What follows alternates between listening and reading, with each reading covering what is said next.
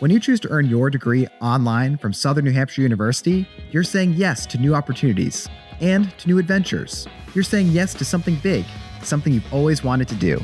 If earning your degree is one of your goals this new year, SNHU can help you get there.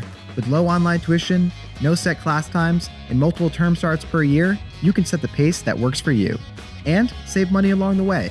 Visit snhu.edu today to get started.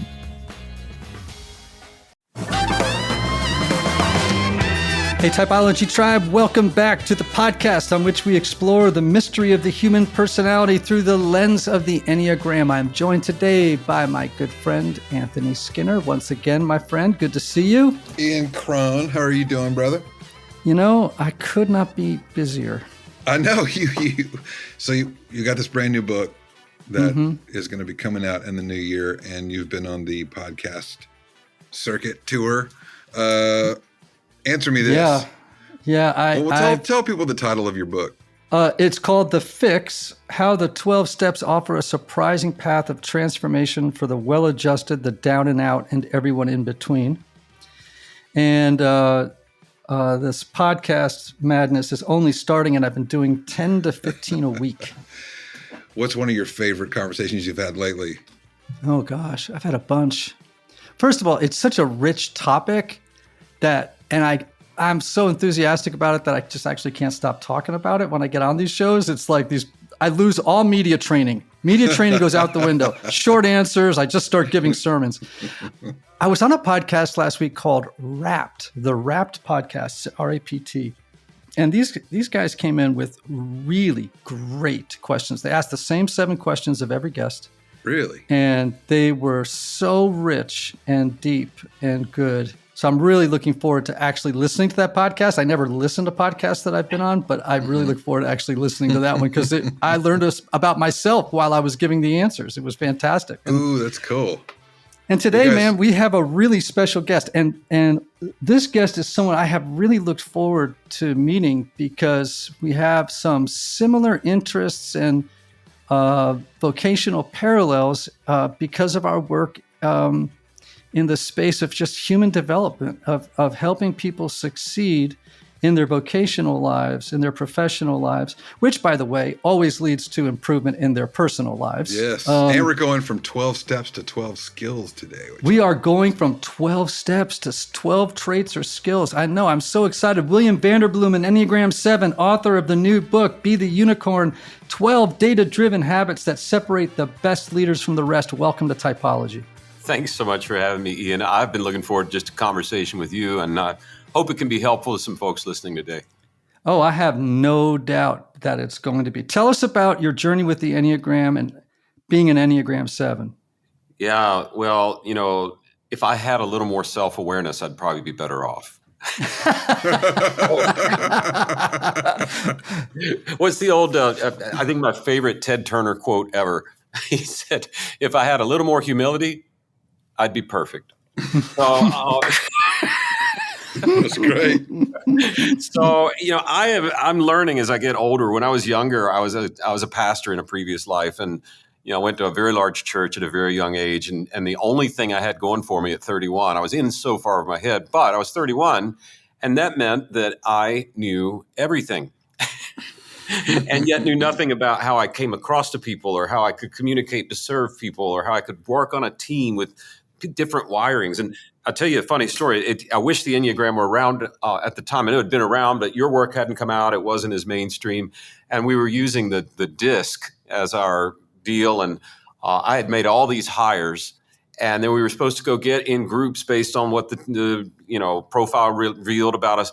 And I'm an ID by design. And I looked up and we had probably 100 staff people, and I'd probably hired 30 of them, and 28 of them were in the corner of ID with me. Yes, exactly. Of course. What an idiot, what an idiot. But I since then, as I'm trying to learn a few things, now that I'm not 31 and I know that I don't know everything, older and dumber, I guess, I am all about trying to get some semblance of how am I wired? How do I discover me? And not for some sort of narcissistic endeavor. there's a big poster right out here outside the wall with the Enneagram and where everybody maps on our team. And so we try and view that as a way to say, how do we serve one another by knowing how you're wired? How do we communicate with one another in a way that fits the different personality types? So, I'm a 7 and I actually weighing a little bit 6.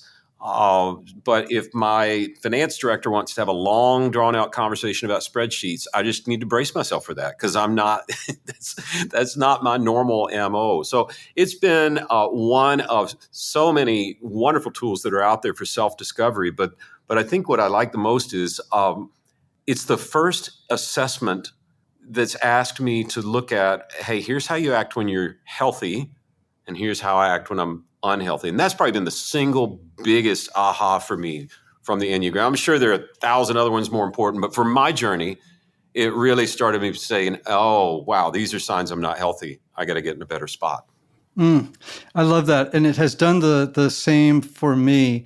In fact, earlier today, I'm an Enneagram 4, so a romantic or the individualist, but I'm the counter type, which is the self-preservation 4, which means I often look like a 3 or a 7.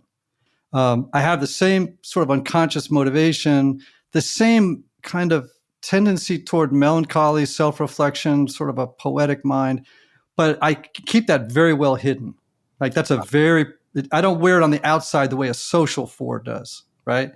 Yep. And but I was thinking earlier today that one of the struggles that is perennial for me is envy, which is part of the 4's makeup, and a trend not toward depression, but sometimes just particularly in the fall, toward being very, very reflective about things, right? Very reflective. And most songwriters aren't they, Ian? Yeah, well, lots of them, that's for sure. I was thinking today that, for example, I sense that beginning to come up in my body and in my mind, and I'm like, you know what? You really don't have time for this today. So that kind of self-awareness, right? Coming online and saying, this would be really fun to indulge, but really, we don't have time for it. So I'm going to put a little pin in that. And later when I have some hours free, if I want to go for a walk and get lost in reverie in the woods, I can do that. But for the moment, I actually have to get to work today. And that is one of the gifts that the Enneagram has given me. So as a 7, you mentioned that it has helped you develop self-awareness. How do you define self-awareness? Well, let's paint by negative relief for a minute. Okay, we ran a large study, some research project that led to this book we're going to discuss later, and we asked we asked 250,000 people, just random Gen Pop, you and me, sort of every person, 1 to 5, way below average, way above average, in the following 12 habits, right? And when asked about self-awareness, 91% of respondents said that they were above average. Yeah. I'm not a applied math major, Ian, but I'm pretty sure there's not a group where 91% is above average. That's absolutely right. So, and I liken it to people, they poo-poo that example. So I just say, listen, do you remember the first time you heard your voice recorded? Ooh, that's a good one. And everybody says, oh, yeah. I said, how'd you feel? And I hear things like cringy. Right. I remember when I heard, it's like, who is this guy? I don't want to listen to him. I want to listen to me. Take him off the mic and put me on the mic. It's that kind of thing. Self-awareness is a natural blind spot for humans. And so I am on a quest to try and learn myself so that I can serve others. And the Enneagram's been a huge part of that. It helps me understand the why and the where and the, when I'm acting this way, understand, or how do I adjust to another, or how do I understand another? It's been incredible for our team building. And it's probably the leading of many inventories that we use with all of our candidates when we function in an executive search. So you probably have read Dr. Tasha Eurich's book, Insight. Yes. And, of course, you had that study, right, where 87% of people said that they were self-aware. No, sure. I'm sorry. 87% of people she discovered were not self-aware. Only 13% actually have some kind of, enlightened state where they have more self-awareness than the average person. And what is so interesting is that the more convinced a person was that they were self-aware, the lower their score was. It's so interesting. And yet, I'm running a business, and I have a philosophy and religion degree. So that's, usually people with a philosophy degree spend their career saying, do you want fries with that? So, not business, but one of the things that really hit me with our business, with self-awareness, with building teams, with all this, going back to Greek philosophy, Socrates didn't write anything down. So it's all oral tradition, what we have from him or not. And the one thing scholars will actually agree on is his cornerstone teaching, his number one thing, if you could only say one thing before you die sort of thing, know yourself. So in the professional setting and in your searches, tell me why, and we'll talk about this when we get to the traits. Why is self-awareness so important in that sphere? Because you would think, I'm sorry to interrupt, but I'm going to say, you would think that a person in that sphere, you would want them to be a strategist, a forecaster, a person of grit and determination. And yet research pretty much universally shows that like self-awareness is actually the most important trait for leaders. The ballgame. It's the ballgame. In fact, what's interesting, one of the 12 habits we'll talk about is self-awareness, that the very best candidates we've ever interviewed. And we had 30,000 of them. We asked them to force rank their 12 habits. What are you best at? What are you worst at? Right. And these are already the top performers. Very best at self-awareness, very best at all these other things.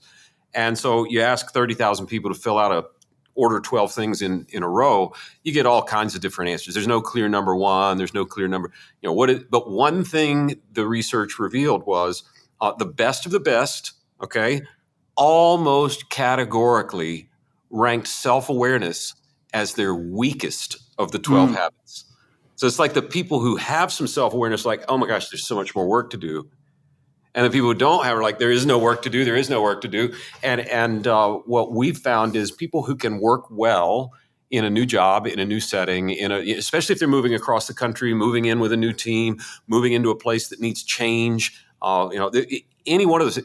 Golly, if they have self-awareness, it just eases the path to all those things.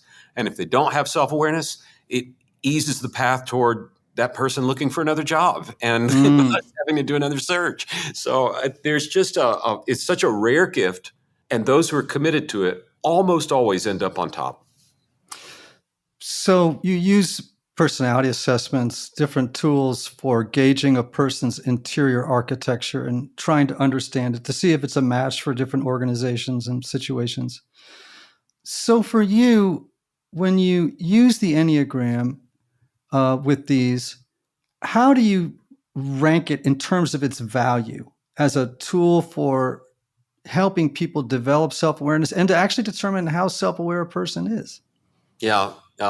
Well, in executive search, executive search used to be go find me a guy, back in the day. If you're listening and you're old enough to actually know this phrase, you've got a better Rolodex than I do. Like that's an ancient word, like 8-track player, right?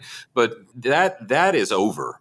Everybody's got the same Rolodex. It's called LinkedIn, right? So the value of me bringing you somebody you don't know, that's very low. What I see the function of search being is it's like doing an organ transplant for an organization, a heart transplant, kidney transplant, what have you. And if you talk to transplant doctors and you ask them, what separates the best transplant docs from the rest? They'll almost universally say, oh, it's not finding the organ donor. That's hard, but that's not the hard part, the tissue match. You can put a healthy heart in a healthy body, and if they don't match, it's a bad ending for everyone. So how does the Enneagram feed into our executive search? Where it works best is when that organization is already using the Enneagram with their team. And we don't have to open a primer. It's how they speak. It's how they talk. Right. It's how they communicate. Well, now, oh my gosh, we can have a presentation to candidates and say this one, they're a 9, but they don't think they're a 9 because I don't know about your opinion, but most of the 9s I know don't want to be 9s. And they're a 3. They're going to achieve and hit their sales goals. However, if they already speak the language, it makes it so much easier. That's why I'm so excited about the work you're doing. We recommend your book to so many people to say, listen, get on board as a team and read about this, learn the language. If they're not using the language, and if we have time to do a primer on that, then we'll say, listen, this person's wired like this, so it means they're going to work well in this type of situation. You got a need for a chief of sales, chief revenue officer. Let's talk about threes. They love to have a number on their head. They love to have, tell me how to achieve, tell me how to do it. And they're great for some roles. They're pretty horrible for at a church, pastoral care. They're no good at that. So if they're already fluent, man, do we have a leg up. If they're not fluent, then we pair the Enneagram with what they're already doing. Everybody's got something now, whether it's DISC or Predictive Index or Berkman or Myers-Briggs. We pair the Enneagram with that. And fortunately, we've run nearly every candidate in our system through the Enneagram. So we have like hundreds of thousands of data points to see how different types fit into different areas of work. And we're able to advise on that front. And hopefully they catch on and we come back for another search later and they've all read the book and they're fluent and it's even better the next time. In my work in that space is some of the most enjoyable, fun, interesting, exciting work I do. And you would think, having been a pastor and a psychotherapist, not my jam, right? To be in the corporate space. But nothing could be further from the truth. It is like the most fun I have. I have, many coaching clients that have come to me through my corporate work, facilitating workshops. There is nothing more exciting than watching the lights go on for people. Yeah. When they go, oh, that explains so much, right? Where you just actually in real time during the course of a day or 2 days, you begin to watch as people begin to understand their own histories, going back far, far back, and seeing the patterns and realizing, oh, if I'd only had this information 30 years ago, I could have saved myself a lot of time and heartache, So I'll give you an example of this. So I was at a church in Greenwich, Connecticut. You happen to know that church. So I'm a 4 on the Enneagram, self-pres 4, often look like a 3 or a 7. I'm a great starter. I know how to cast vision. I know how to get people on board. I know how to inspire people. I know how to do all the things that you should do in the initial rocket phase launch, right? Well, I get to year 5. You know the story. You know this story. I know this story. This story has been told so many times, right? I get to year 5. And of course, now we're at 800, 900 people, right? And the church has now moved from being me with my office in the car, right? Running around from one meeting to the next, just hoping, hauling speakers on my shoulders every Saturday and, doing all this stuff. And then we now have 15 staff people. We have 401ks. We have, you know what I'm saying? You know where I'm going, right? Yes. And at year 5, I knew something in me just was like, I got to get out of here. Like this, I am finished. And unfortunately, there were a lot of reasons why this went sideways. But what I didn't realize at the time, not knowing the Enneagram, was what was actually happening was we had now moved out of an entrepreneurial phase into a managerial phase. That's right. Right. And what this church needed was a more stable, strategic person that was going to come in and build it. Right. And I wasn't that guy. And unfortunately, my leadership could not get it out of their head that they were absolutely determined that under no circumstances could I leave. And because I'm a 4, I'm afraid of disappointing people. Yeah. And I don't want to hurt people. And so I stuck around 5 more years until it really was a very, I don't want to say unhappy ending, but it was just a bunch of really good people acting badly by the end. You know what I mean? Like I had just done a $20 million capital campaign. And, I think we raised 18 of 20. I was completely exhausted by this point, out of juice, depressed, anxious, and that's when I moved to Nashville. And here's a question for you, Ian. When you were in that last part, before you moved, before it was over, did you have feelings like you were failing or letting people down? Absolutely. And I kept trying to. How cool would it be? Because here's the thing, whatever job you're in, if you're leading anything, guess what? You know what, Ian? You were an interim pastor. Every leader is an interim leader. Somebody's going to come after. So how cool would it be if you had known, look, I'm a 4. I can look like a 7 and a 3. I'm a good starter. So we're going to start this thing, and we're going to know that when we hit a phase of management or we get in orbit, right, it's going to be time to start a healthy succession plan, because God's going to use me for this chapter, and then he's going to bring someone wired for the next. How cool would it be if organizations could have that kind of conversation where nobody feels like we're failing or we're getting fired or we're having to let them go, or it's more about, no. I'm doing what I can with my wiring, and now we're going to bring in somebody with different wiring for the next phase. I have thought that before, and, you have to forgive yourself for what you didn't know before you knew it. And I just didn't have that information about myself then. And so I don't was know just that anybody did. Your work now has helped people understand that. But I mean, what a cool time to be interested in self-awareness. Oh, They're more, I mean, Enneagram's awesome, but they're also, I mean, there's a bunch of, ways to learn about yourself. And oh, by the way, if you want to get past that to even deeper self-awareness, when I was growing up, it would have been really weird if you'd have said to me, I'm in counseling and my counselor, this, that, and the other. It was a big taboo. And I don't know that I've seen an age where working on your own stuff is more accepted and in vogue, which is, I think, the 201 version of a personality inventory, right? Like, what are my family of origin issues? Why am I doing this? Why? And so if you're sitting there saying, I need to get better at self-awareness, chances are you probably already are good at it if you're saying that. But if you say, I don't know about that, well, there are some really cool ways for you to just dip your toe in the water and without anybody else seeing, find out how you're wired. And if it means going to the next level, going to the next level. This episode of Typology is sponsored by BetterHelp.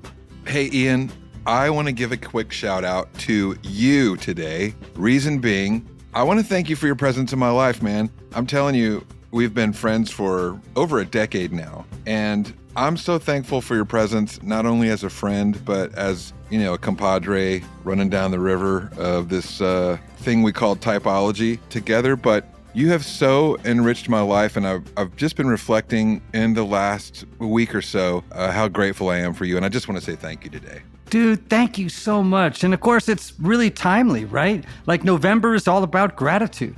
And it's a great reminder to express your appreciation to the people in your life, including yourself, right? Ooh, that's a good point. It's easy to lose sight of those positive things we contribute to ourselves. That's right, man. That's why I start my day by listing 3 things I'm grateful for every single day. It helps me keep a positive mindset as I move through the world. Yep, I do the same. But what if someone is struggling to find something to be grateful for? Where do you go? What do you do? Ooh, that's where BetterHelp online therapy comes in, Anthony.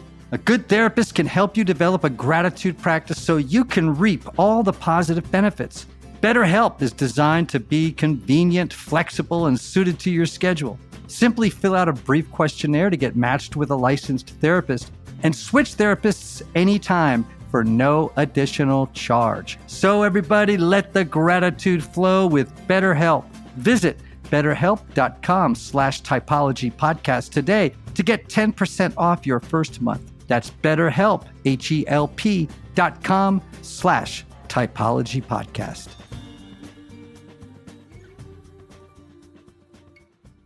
I love that. I have a friend of mine who's also does something similar to me, but not with the Enneagram, more of a Berkman guy. And he said he was talking to a new client, and they were doing testing around the office, but the CEO was the one that had the most resistance, which is whenever I hear that, I'm always like, uh-oh.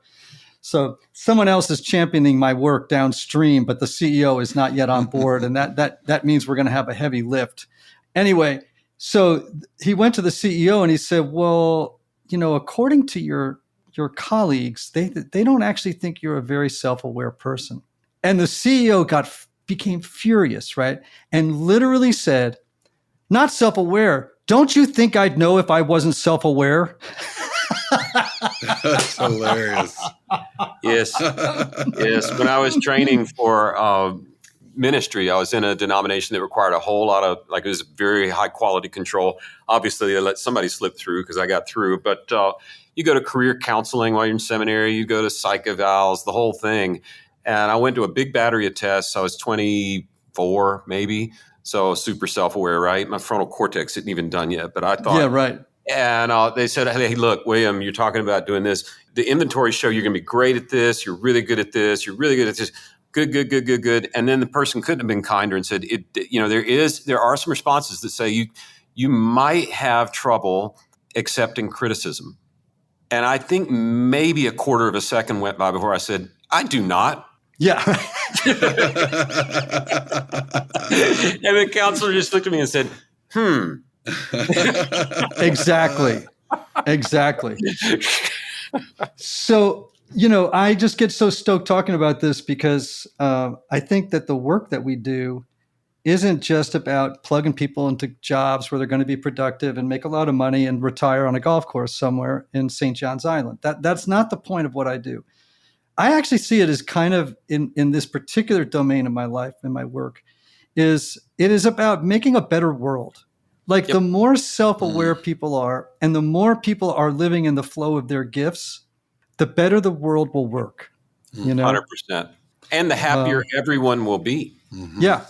My wife and I were in Barcelona this last weekend. We have a son studying abroad, so we had to go check on him, which means fly there. And it turns out Bordeaux is on the way to Barcelona, so that was kind of cool too. Nice. Different podcast. But we were on a walk in Barcelona, and I saw a lot of dogs off leash, very well trained. It's sort of part of the culture. And I saw this dog up in front of us. He was in a muzzle and in a harness and in a choke chain, like as tied down as you can get as a dog. It was one of those Australian sheep dogs, right? Some idiot had decided to make an Australian sheepdog their pet in an urban setting. Those dogs, that dog was so unhappy and he was yanking and pulling. He needs to be working. He needs to be herding dogs. And then on the same walk, you'll think I'm making it up, but somebody ran by us on a pretty quick run with their dachshund in tow. I'm like, dachshunds are not running. It's really mean. And everyone walks away frustrated. The dog's unhappy. The handler's unhappy. I was unhappy. So, how cool would it be if we just admit I was wired for things? Let's figure out what that wiring is and get congruent. The whole world would be better. Employees, employers, all the way down the line. Yeah. And what I love, and by the way, I'm a big fan of Berkman, Myers-Briggs to an extent. I love DISC. I love strengths. I love any instrument that helps people get an angle on who they are. None of them is perfect. They're all imperfect, but at least they give us some kind of a picture of what's happening internally. And just having that, it gives us a great advantage. Now, one of the things that I love to see is when people learn stuff at home, at work, and then they bring all that stuff and they realize, oh, wait a minute, this has bearing on my marriage, on my parenting, on my friendships, on my family. Has that been your experience? 100%. We in these 12 habits in this book that we uncovered that are just the best of the best, we built an assessment to see where are you best and where are you worse, where you need help and such. So we started giving it out and we did a 360 version for teams, and almost immediately somebody wrote in and said, can you make a family version of that? And I thought, the world's a better place if we're really having that conversation. Where it's like the whole family's going to figure out I'm this and I'm that, and we can try and do our life together in a little more functional, complementary way rather than just getting mad at each other and not knowing why. Yeah, exactly. All right, let's get to the book. Be the Unicorn, 12 data-driven habits that separate the best leaders from the rest. You've got these 12 different habits. Some of them, the signifiers sound like traits. And let's just run through all 12. Go ahead. Just give us the names of the 12, and then maybe we'll zero in on a couple and that separate these the best leaders from the rest. Well, you're an author, so you understand this. Chapter titles have to be short and pithy, and they're not always the most accurate, right? Yep. So here are the chapter titles of 12, and maybe it'd help if I just gave a quick why we did this book. Great. It's not very noble. We wanted to be a better search firm. And so we thought, we've done this a long time now. What could we identify the top 1% of everybody we've ever interviewed? And long interviews, not just little quick Zoom call. And we were able to do that. and there were 30,000 of them. And so we said, I wonder if these people have anything in common. So because if we can figure out what the common denominators are, we can spot talent quicker, we can get done quicker, everybody likes us better, work gets done faster. It's win, win, win, win, win. Very selfish. How do we get better at what we do? We ran the question, do these people have anything in common? And the answer was resoundingly yes. And then what they had in common was nothing like what I expected. Just absolutely antithetical to what I would have thought would have made the 1% the 1%. And what started as a research project for us, we realized in our findings that the common threads among the very best performers are habits surrounding how these people treat other humans. I don't know if I've made the term up, but like I call it H2H skills. You're in the business, like you got B2B businesses and B2C. What about human to human skills, habits? And so instead of, I thought the top performers, the list would be everybody's over 6 feet tall. Everybody has fabulous hair and teeth. Everybody went to an Ivy League school. Everybody was born with money. It's none of that. The answers of what really separate the best from the rest was true whether it's a custodian or a teenager or a leader of a government. It was these 12 habits, and we picked that word very intentionally because it is a habit can be learned, a trait is sort of inborn, right? Mm-hmm. And when we realized we had habits that could be taught, we're like, oh my gosh, we wanted a selfish research project. What we found is maybe a guidebook for people being able to make themselves a little better and all the people around them. So here were the 12 habits that we saw. We call them the unicorns, the 1% of the best. They are all fast. And by that, I mean they're very intentional in their responses to people, and they're very quick in doing it. They're very authentic. They make a habit of being agile. They make a habit of getting on the solution side, being a solver. They are intensely focused on anticipating what's next, the anticipator. They're always prepared.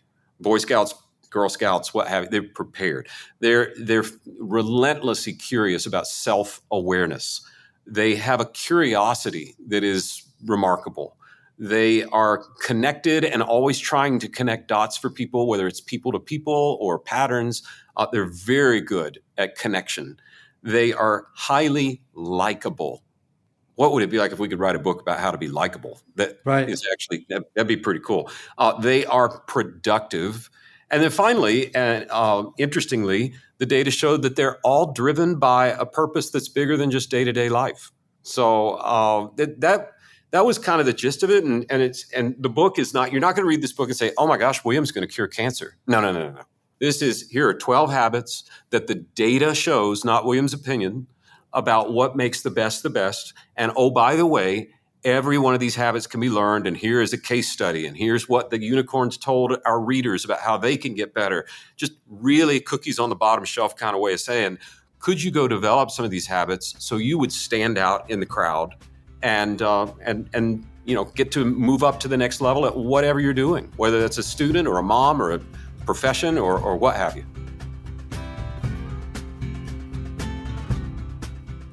Anthony, did you know that Americans take about 20,000 breaths a day and spend an average of 90% of their time indoors? Wow, I never thought about that before. Well, start thinking about it now, my friend. According to the EPA, the indoor air that we breathe can be up to 100 times more polluted than outdoor air. Whoa. Indoor air pollutants can cause respiratory symptoms like sneezing, congestion, scratchy throat, and even more serious health problems like lung and heart disease. In fact, my assistant Wendy experienced a mold problem in her house, which led to her whole family experiencing respiratory issues for months. So what's the solution? Well, she began using the Air Doctor 3500 to clean her indoor air and could tell the difference right away. Not only did the air smell clean, but their congestion and scratchy throats went away. She continues to use it to filter out 99.99% of dangerous contaminants so their lungs don't have to. This includes allergens, pollen, pet dander, dust mites, mold spores, and even bacteria and viruses. The Air Doctor comes with a 30-day money-back guarantee, so if you don't love it, just send it back for a refund minus shipping. Just head to airdoctorpro.com and use the promo code Typology Podcast, and you'll receive up to $300 off air purifiers. Exclusive to podcast customers, you will also receive a free 3-year warranty on any unit, which is an additional $84 value. Lock in this special offer by going to airdoctorpro.com and use promo code Typology Podcast. So it's so interesting because as I went through this list earlier today, I was just looking at different types, and I would really have to drill down to really understand how you define some of these things and unpack it. So I'm really excited to do that. But people are we oftentimes say that, all of us contain all 9 types, right? And we're just dominant in one. Now, I'm assuming that everybody has a scale, right, of some kind of being fast or authentic or agile. So when you do this assessment, does the results come back as saying on a scale, I'm making this up, 1 to 10, you are 6 on the fast scale, you are 4 on the authentic scale, you are 8 on the solver scale. Is that kind of what you do? You can go to vanderindex.com and you'll see it. Great. It's right there for everybody, vanderindex.com. And what it'll show you is here. So we surveyed all 30,000 of the best, and then we surveyed a separate 250,000 people, similar, data gathering. And then the assessment can show you, okay, on being fast, responding quickly and intentionally to people, you are this much better or worse than average people, and you're this far away from where the unicorns are. And there's a big gap between these habits of unicorn behavior and all the rest of us. So it's going to show you where are my top 2 or 3, because I think most of these unicorns, some of it just comes naturally to them. And it probably goes back to their Enneagram type and how they're wired. But they all had some measure of all 12 at a level that was much higher than what we saw in the average you and me that takes the assessment. So you take the assessment, you can see I'm scoring really well in these 3. I'm not doing well in these 3. And then you got a decision to make. There are smart people who say work on your weaknesses so you're more well-rounded. There are others who say first lean into your strengths. That's pretty good advice from some. But at least you've got a bit of a scorecard.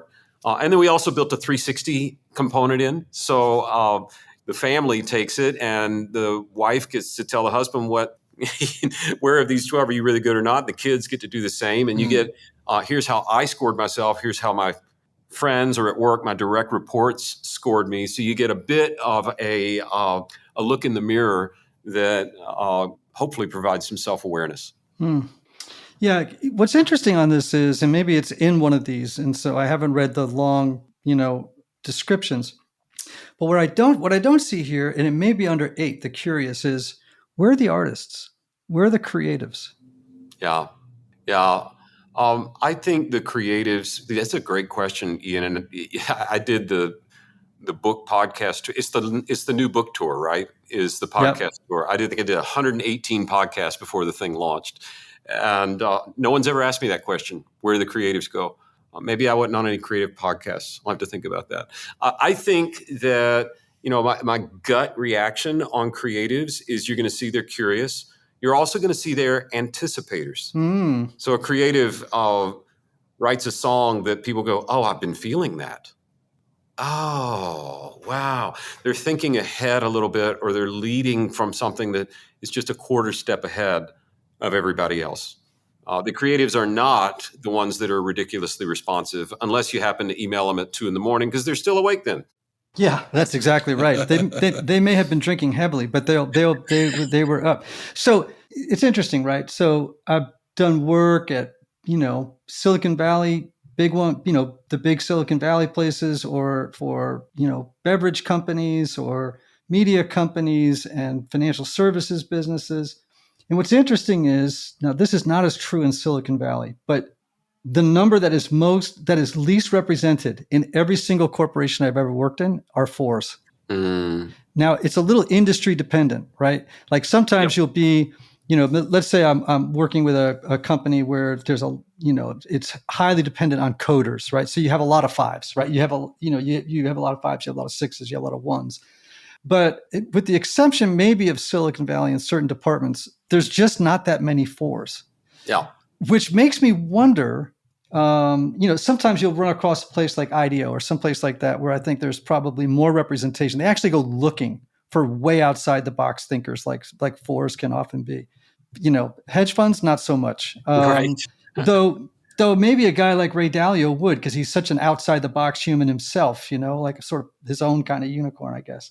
But I just wonder what our industries would gain, if anything, from having more 4s who culturally fit and could bring ways of thinking about the world that they hadn't thought of yet.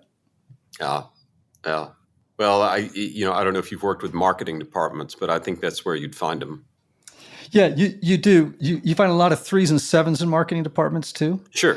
They're the metric-driven. They're not the the graphics and the comes up, the Don Draper moment, I would really be interested to find out. I will say I did work with a big record label here in Nashville, one of the big 4, and there were a good number of 4s represented there, but a lot of them were in artist management. Oh, yeah. And probably because they understand artists, so the best COOs for high growth organizations that I know are creatives that can think like an engineer or engineers that can think like a creative. The 4, you know better than I would, but there's an ability to shift and pivot where momentum and tide is going. Creatives have that. They're not like my engineer friends are like, but we can't do that. We've never done that. That's not the way we do things. So, if you can find someone who has that 4 ability that can also manage people. I mean, the hardest search in the search world right now, you know what it is? It is a team leader for a tech team. Interesting. Yeah, my son works for a software company called Palantir. It does all the AI for our defense systems. It's Peter Thiel company and super wicked smart coders. But it turns out they have a hard time talking to other humans. So he's sort of this translator where he knows enough of what they're doing and he can, put it in terms that help the project go for the client. And I think that's that. Is there a place for 4s that can think outside their 4ness? It's team leaders of 4s, team leaders of people that have a hard time communicating. But you would know way more than I would. Here's what I know about the habits in Be the Unicorn. They sound simplistic, but they're not an opinion. They're just data-driven answers, and they're not wiring. Very different from the Enneagram. Wiring is what it is. You're not going to undo your family of origin and how habits can be learned. And this is really how humans treat one another. So I don't know that there's a direct correlation between a skill in treating humans this way means they are this number. I think if you're a master at treating humans well, frankly, since you're like me, a recovering preacher, this is basically a data-driven analysis of the second half of Jesus' commandment to say, what's the biggest commandment?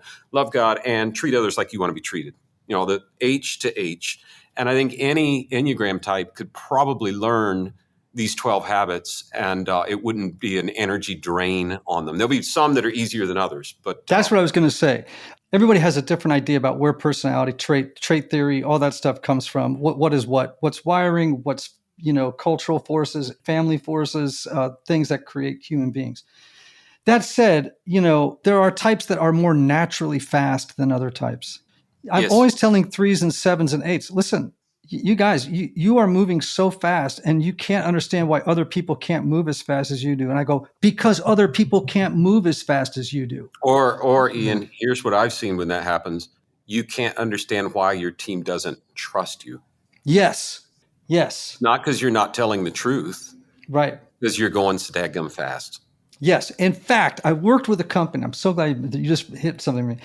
I worked with a company once. They were in Europe. And they had a board, And the board of directors was literally like 6 8s and 2 3s, right?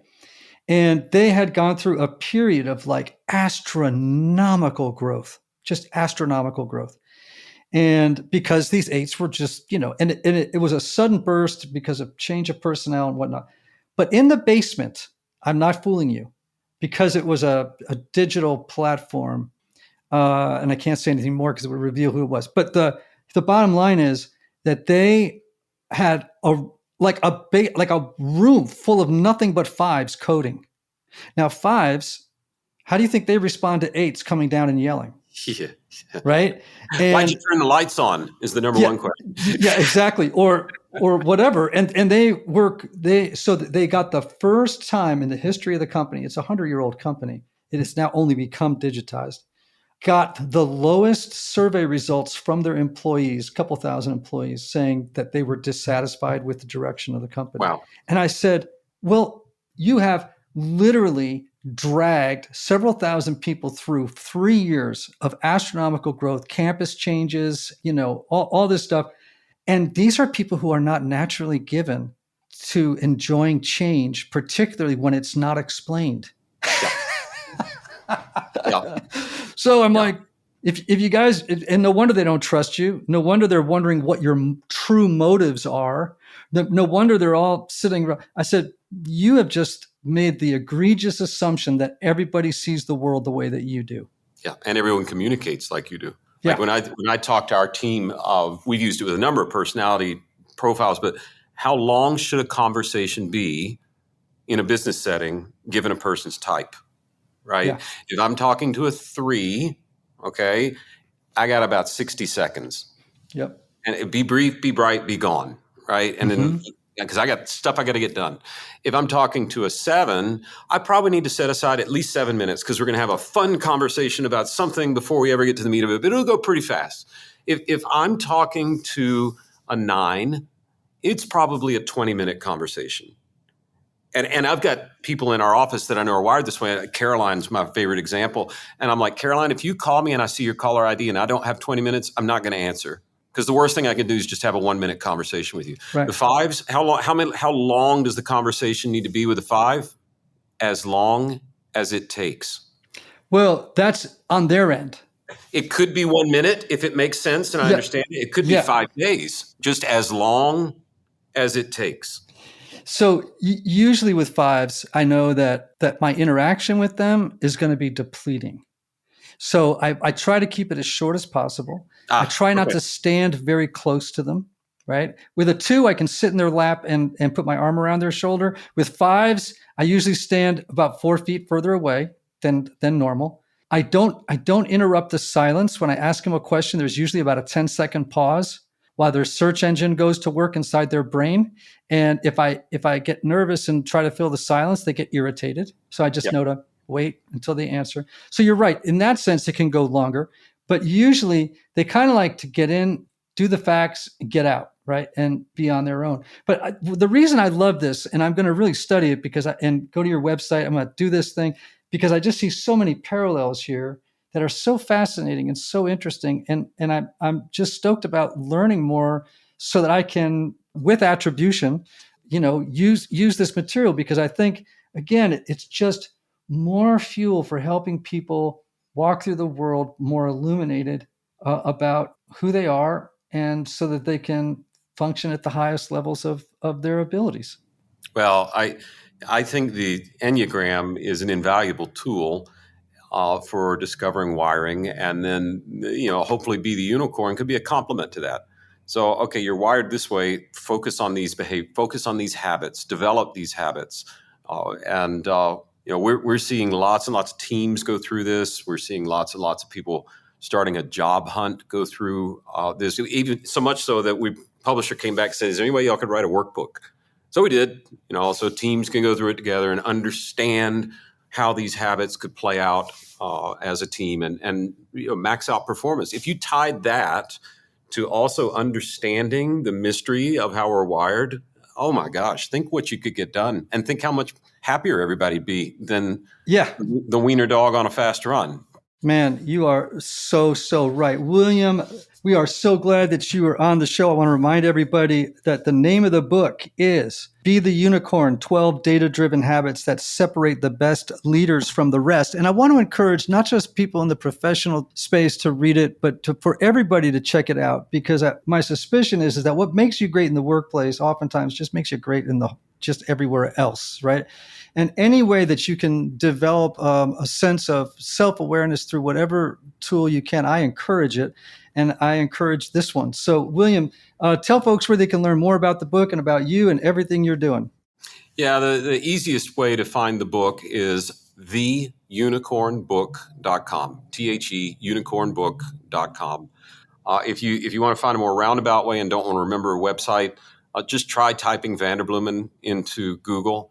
My last name is so messed up. That's why we named the company Vanderbloemen. I didn't want to do that. That sounded arrogant. But the search engine guys were like, no, William, your last name is so screwed up. You can misspell it 100 ways, and it'll go to vanderbloemen.com. There are actually about 4,500 free resources on that site to help with your leadership of teams. And you'll also find the book and the Vander Index and all those things. So theunicornbook.com, or just try and type Vanderbloemen. Fantastic. Anthony, what a good show, my brother. This is a rich one. Man, I so enjoyed it. William, again, thank you. And to all of you listening, you know how we end the show. May you have love. May you have joy. May you have peace. May you have healing. May you have rest. Until next time, we'll see you later.